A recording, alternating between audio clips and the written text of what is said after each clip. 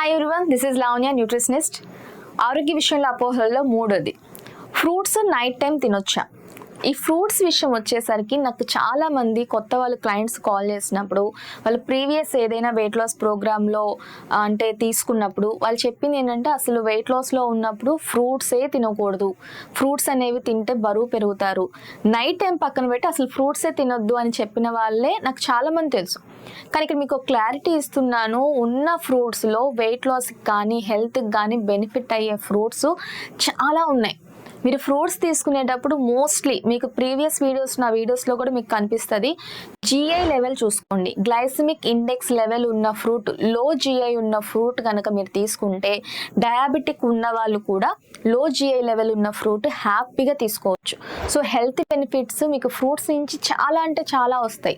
Vitamins కానీ minerals కానీ కంప్లీట్గా బాడీకి కావాల్సిన న్యూట్రియంట్స్ అనేవి మీరు ఫ్రూట్స్ నుంచి తీసుకోవచ్చు.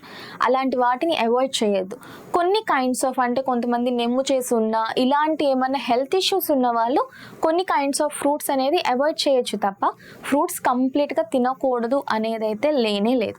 హ్యాపీగా మీరు ఫ్రూట్స్ తినొచ్చు, క్వాంటిటీ చూసుకుంటూ, దానిలో జిఐ లెవెల్ చూసుకుంటూ, మీరు వెయిట్ లాస్లో ఉన్నారా డయాబెటిక్లో ఉన్నారా చూసుకొని హ్యాపీగా మీరు తినగలిగే ఫ్రూట్స్ తినొచ్చు.